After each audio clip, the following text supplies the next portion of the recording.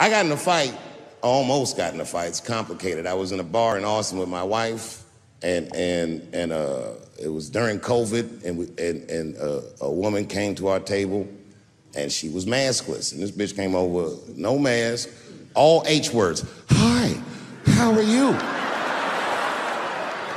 Droplets was coming out of this bitch's face. We all covered our drinks. Oh, bitch, what are you doing?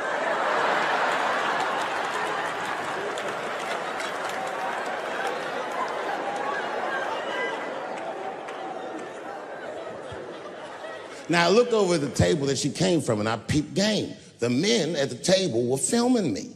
This happens when you're famous. People will come over and try to rattle your cage and get you to say something stupid or dumb so that their buddies can film it and they get a video of you embarrassing yourself. And clearly, I said, this is what's happening. And these dumb motherfuckers thought that it was my first rodeo.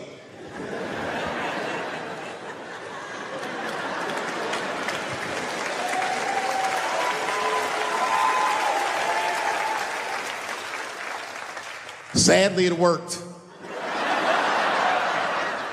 I ran right over there. I said, I pointed right in the camera. I said, you's a bitch-ass nigga for doing this to me.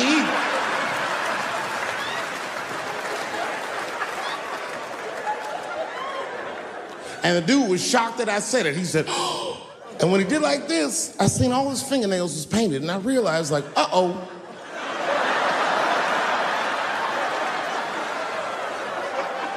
This fella's gay. Now, you know how I talk. I call everybody a bitch-ass nigga, you know what I mean? But that's not a right thing to do if they're gay, you know what I mean? And now I was in trouble. And not only that, the motherfucker was huge. He stood up, he was towering over me. He must have been 6'5", a big, white, corn-fed, Texas homosexual. This nigga was ready to fight. And he started barking on me, but I stood my ground. I wasn't scared. How could I be scared? This motherfucker's shirt was tied up in a knot like this. Oh, fuck this guy. Let's go, nigga, let's go. I thought we were gonna come to blows. I was ready, And then, right when you think we would fight, guess what he did? He picked up his phone and he called the police. And this thing I'm describing is a major issue that I have with that community. Gay people are minorities until they need to be white again.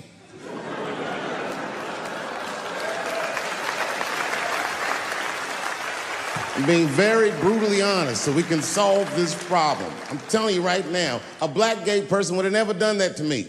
Because a black gay person knows when the police shows up, they're not gonna care who called them. They don't show up like, which one of you niggers is Clifford? We're all Clifford.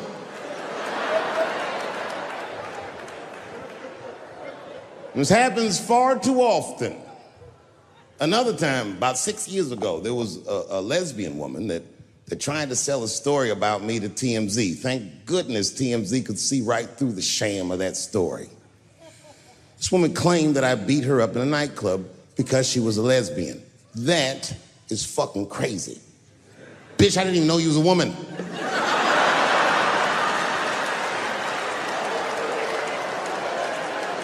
Thank God TMZ didn't believe that. Because I did beat the shit out of her, I'm not gonna lie.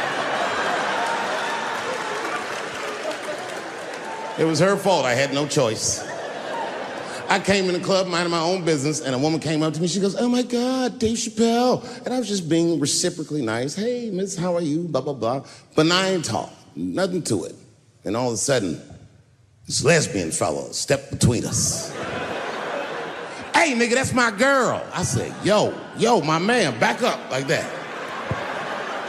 She said, I ain't backing up off shit, nigga, that's my girl. I said, bro, you're gonna have to give me 3 feet like this. She said, stop calling me a man, motherfucker. I'm a woman. I said, what?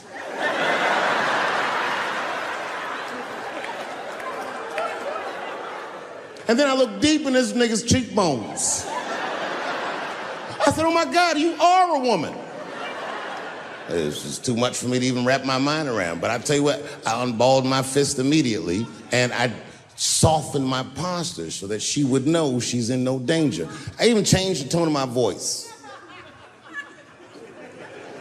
I said softly, sweetly, like a pimp might say. Bitch, I'm about to slap the shit out of you.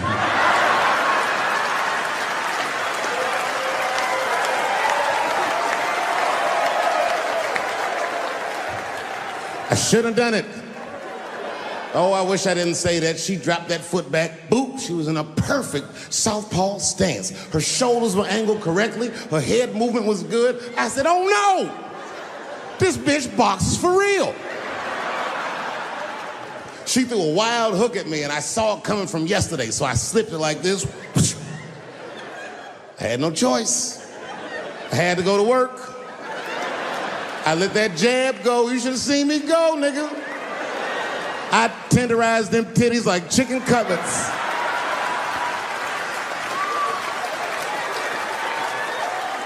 I whooped the toxic masculinity out of that bitch.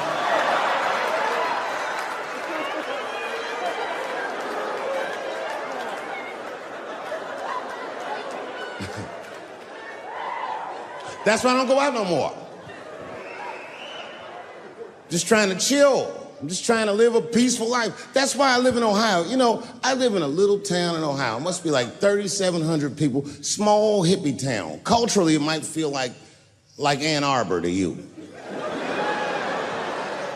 know what I mean? Just a bunch of hippies and shit like that. And niggas always ask me, like, Dave, why you live in that hippie town? And I'd be embarrassed to tell them the truth. But you know why I live there? Because Yellow Springs, Ohio has the most beautiful women in the world. And a lot of people might disagree with me, but you gotta see them for yourself. They're gorgeous. But it all depends on what you're into, you know what I mean? I like white bitches with dirty feet.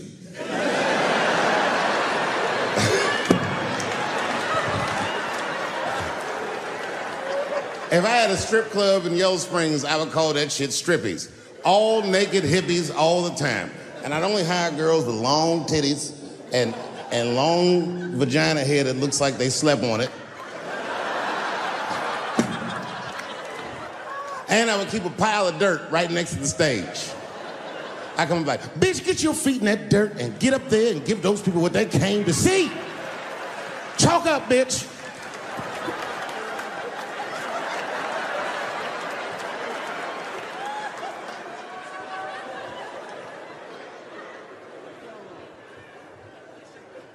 A couple years ago, I was in Ohio at a shopping mall. An old white lady, this is true, she was following me around the mall, which sounds paranoid, but I'm sure she was following me. Mean lady, too. You ever see a woman with lines on her face that just tell you, like, even if she smiled, it looked like it would hurt the muscles in her face? I knew she was following me because she was at places that had nothing to do with her. I'd be looking around like, what is this old bitch doing in GameStop and Foot Locker and all the places I like to go? Every time I see her, she'd just be looking at me on me.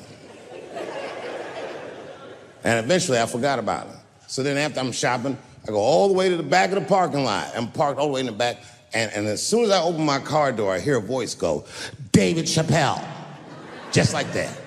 I didn't even have to look. I knew it was her. And I looked back, and sure enough, there she was, that face. To be honest with you, she probably wasn't even that old. She's probably around my age. But she was a white woman. This bitch looked terrible.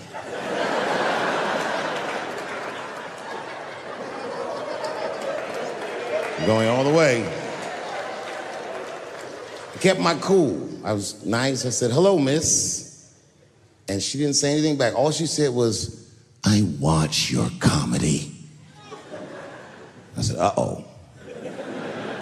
And then she says, it's true, she goes, it sounds to me like you hate women. I said, well, you know what, miss? It's art. And you're free to interpret this art however you'd like. But I can tell you, as the maker of this art, that I don't believe that I feel that way.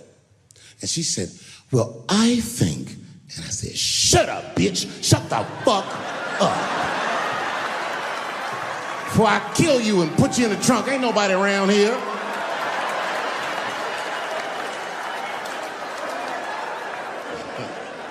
I'm just kidding, I didn't say that. I felt that way, but that's not what I said.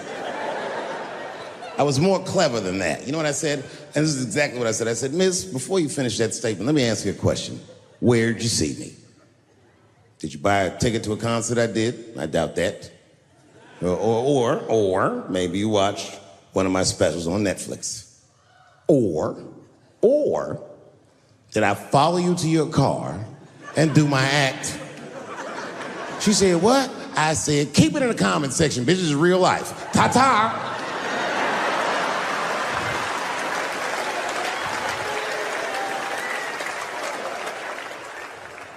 And then I drove off.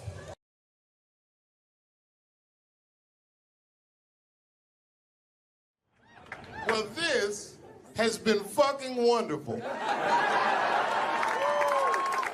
I don't know what to say, man. I don't even want this night to end.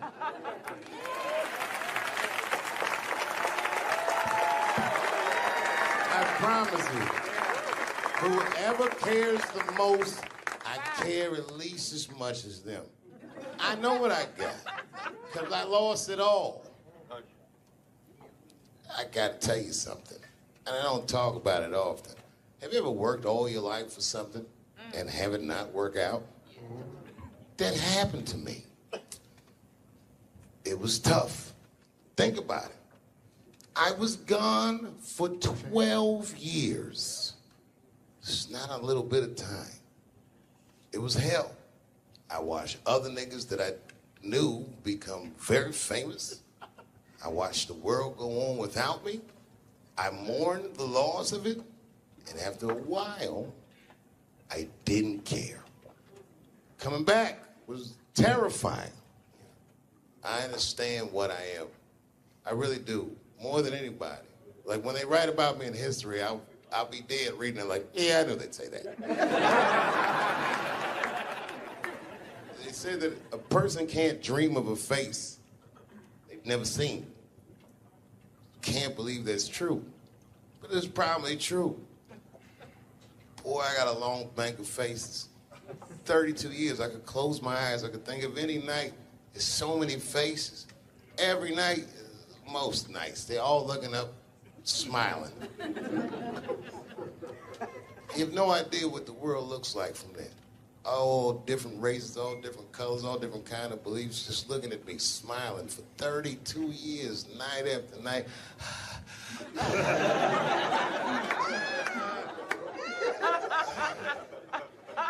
No comedian take that for granted. I swear to God, this might be the noblest of professions. Robin Williams had a bar that I loved. He said, comedy is the only job you can have where you can use everything you know. And that's true. You can use more than you know. If you use what you think, use it. Don't be afraid. Don't let these bitch-ass niggas button your lip. Say it anyway.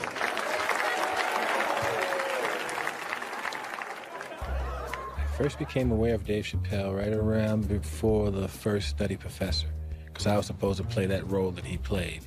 And then I kind of saw him, and I was like, hey, that guy, right, that kid would be funny playing that role. I try to be peaceful, but now it's time for Reggie to karate-size your ass. Woo! Dave is so much smarter than everyone. Like, Dave is one of the most, maybe the most intellectual comedian ever. It took us 400 years to figure out as a people that white people's weakness the whole time was kneeling during their national anthem. That's a brittle spirit. That's right, nigga. On the rockets, regular. Ah! Ah! What are you doing, nigga? Stand up! He stretched the art form and his impact on the culture. He is the voice of his generation, without question. Nobody's even close to him. No, I've had to learn, and that's where Dave Chappelle has been a wonderful friend and mentor. What did Chappelle say to you that helped you with that? Chappelle said to me, we were doing a show at Radio City together. It was during his run. Right. And I was Genius. on one of the shows, and he said to me, I said, man, what am I going to tell these? Because I was like, I'm going to do comedy before Dave Chappelle. I was like, Dave, what am I even doing here? And Dave said, and I said, I don't even know if I'm funny enough to be here. I said, you're nice, and I think I'm a really funny guy, but what am I doing here? And Dave said, look, man, he said, you don't understand something. He said, you're not here because you're funny. He says, I know 100 funny motherfuckers out there. He said, you're here because you're interesting. And he said, anyone can be funny. Not everybody can be interesting. Not everyone can make an audience listen to what they're saying. Not everyone has a wealth of life experience that makes people want to know what they have in their minds. And so that changed my perspective on silence. And so now, if I can hear that an audience is listening, I'm engaged. Well, that is a great piece of advice, not only for comics, but for anybody. Right. Because, wow, the thing that I love about Chappelle, and you just identified it, is he will go. He's interesting. And he is an interesting guy. He's the most interesting man I've ever met. That's what makes Dave Chappelle. Many people are funny. There's a lot of funny stand-up comedians all over the world. Yes. But what makes Dave Chappelle is that he is interesting. It's how he sees the world between the jokes. But all jokes aside, Kevin Spacey shouldn't have done that shit to that kid. He's 14 years old and was forced to carry a grown man's secret for 30 years. Jesus Christ, he must have been busting at the seams with that one. The saddest part is, if he were able to carry that secret for 6 more months, I would get to know how House of Cards ends. Loved was, I can't believe that I've been in this business long enough that we're like the older guys now. It always blows my mind that I'm like 5 years older than Dave Chappelle, because he was already a made guy when I came in. So I always look at him like he's got 10 years on me, or 15. And, just when I watch his act, I'm like, this guy's clearly been doing this a good couple of decades longer than me. And the reality is, I think he's only been doing it like 6 years longer than I have or something like that. He's fucking amazing. And what I love, too, is just he's that same, with all that's changed, everybody getting offended, all of this fucking crap, how you get in trouble, he hasn't changed at all. He's just like that same guy that I saw way back in the day when I used to go to the Boston Comedy Club and watch him go on at like 2 a.m. and just start murdering at 2 a.m. And I remember I used to always sit there going, how do you do that? How are you that funny at 2 a.m. in front of a crowd that gave up on the show like an hour ago, and they're tired and they just want to go home? That second he steps on stage, boom, he just starts fucking killing. Dave's a beast. Dave's a beast, man. That's the only man that puts a little fear in my heart. I'm like, okay, it's real. What's he doing? Do you watch him? Do you watch him? Totally. You study? Totally. I got Chappelle. I got an app. I follow him. I'm like, my man Prince Paul always says, competition keeps you in condition. True. So yeah, that's my man right there. The other real special shout out I gotta make, because none of this would have been possible on any level without this person, is my mother. Mom. My mother. Mom. You have no idea what I put this woman through. If you had just given birth to me, that would have been more than enough. But the fact that she raised me and raised me well, we had a real oral tradition in our house. I knew the word griot when I was a little boy. A griot was a person in Africa who was charged with keeping the stories of the village. Everyone would tell a griot the stories, and they would remember them all so that they could tell future generations. And when they got old, they'd tell them to someone else. And they say in Africa, when a griot dies, it's like a library was burnt down. And my mother used to tell me, before I ever thought about doing comedy, she said, you should be a griot. And she'd fill me with every story of black life. You know, she's educated in African American studies, and she would let me understand the context that I was being raised in, that I'm being raised in a hostile environment that I have to tame. By the time I was 14 years old, I was in nightclubs, mastering an adult world. It was terrifying. The crack epidemic was going on, and my mother would hear gunshots outside and be scared to death. Maybe it's my son. But early in my career, if you remember, Mom, you used to sit in the club with me. She'd do a full day of work. You'd be back there falling asleep, just waiting for me to go on. She would watch my show every night. Do you know how long that car ride is home?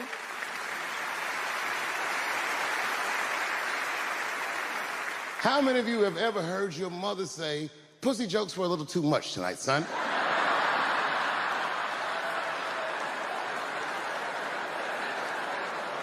I was a soft kid. I was sensitive, I'd cry easy, and I would be scared to fist fight. And my mother used to tell me this thing, I don't even know if you remember, but you said this to me more than once. You said, son, sometimes you have to be a lion so you can be the lamb you really are. I talk this shit like a lion. I'm not afraid of any of you. When it comes word to word, I will gab with the best of them, just so I can chill and be me. And that's why I love my art form, because I understand every practitioner of it. Whether I agree with them or not, I know where they're coming from. They want to be heard. They got something to say. There's something they notice. They just want to be understood. Love this genre. It saved my life.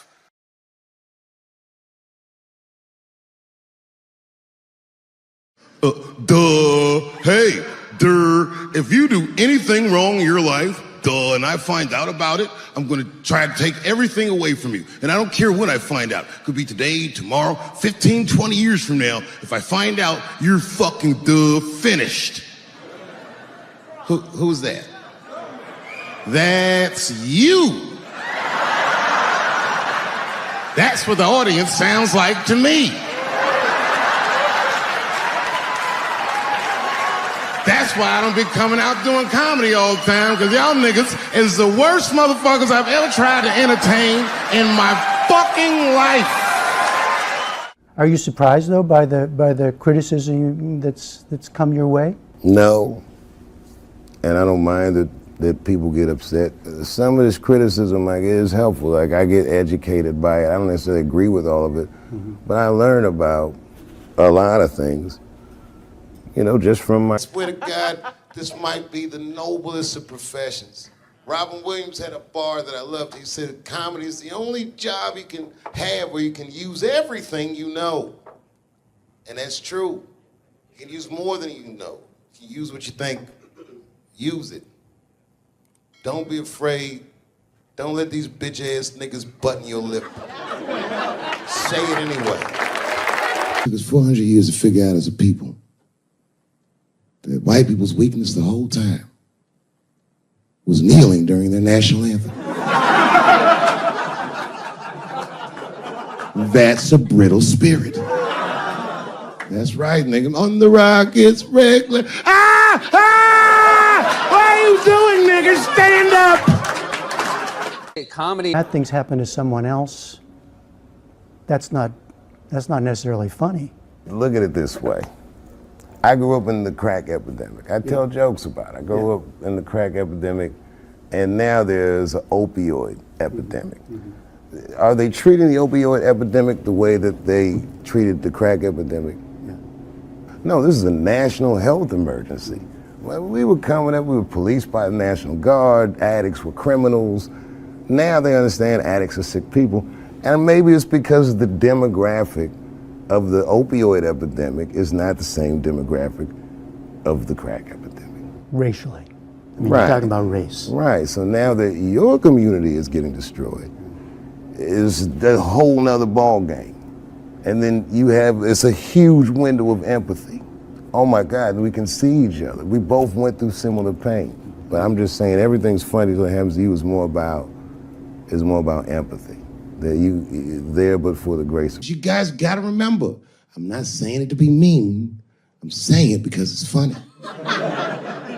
And everything's funny till it happens to you. I'm not afraid of other people's freedom of expression. I don't use it as a weapon. It just makes me feel better, and I'm sorry if I hurt anybody, et cetera, yada, yada, yada. Everything I'm supposed to. But there's a more important reason that I would stop doing comedy right now. And this reason is the real reason that's been percolating, and it really is the crowd, not you. I'm talking about the crowd on the big stage. It's too hard to entertain a country whose ears are so brittle. Motherfuckers are so sensitive, the whole country is turned into bitch-ass niggas.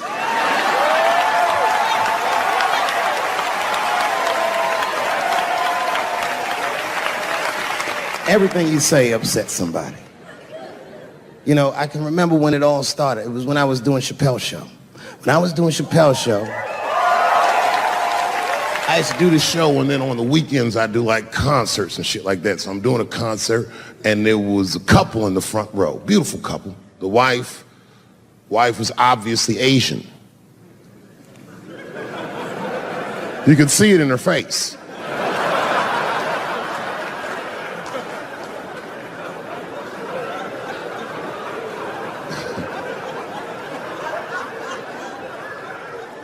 The husband, this motherfucker was mysterious, to say the least.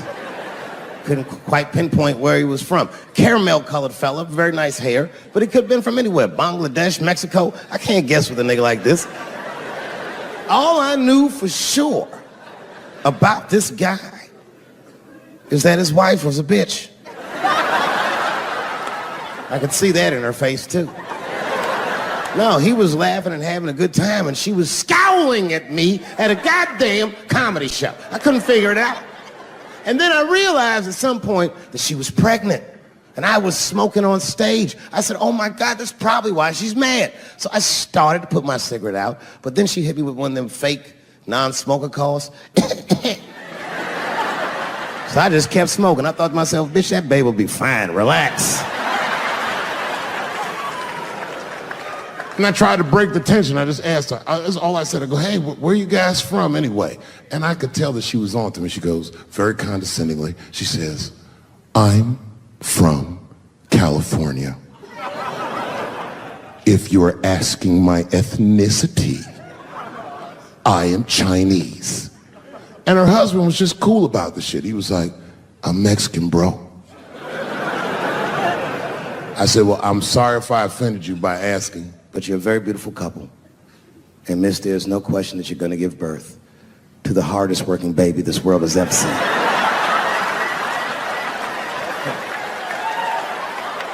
That's not a bad joke. She got very upset. She got up to leave immediately. But she didn't just leave. She had to take one last dig at me on the way out. I will never buy one of your fucking DVDs again, Dave Chappelle. I said, ma'am, with all due respect, Chinese people don't buy DVDs.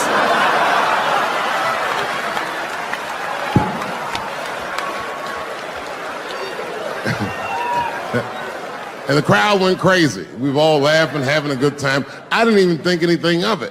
And then just 3 days later, this lady sends a fucking letter to my promoter telling him not to book me for shows anymore because I was, quote, racist, and I'm quoting her, insensitive to the nature of my interracial marriage. I was like, word, bitch, I was.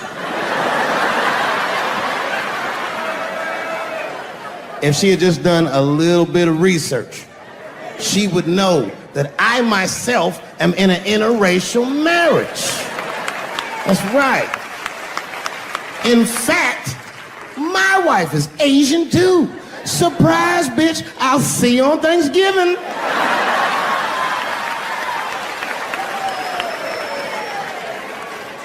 But my wife's not Chinese. She's Filipino.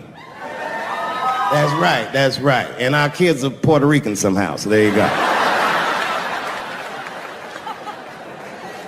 I don't give a fuck about interracial marriage. In fact, you know what? My mother is half white. A lot of people don't know that. Well, all right, you were a little too excited, but okay. A lot of people don't believe me when I say that, but it's true. You can't tell looking at me, but if I grew my hair out, You would think you was at a fucking Cat Williams concert. My shit is beautiful. But motherfuckers are just taking it too far. I don't know why or how everybody got this goddamn sensitive. You know who hates me the most? The transgender community.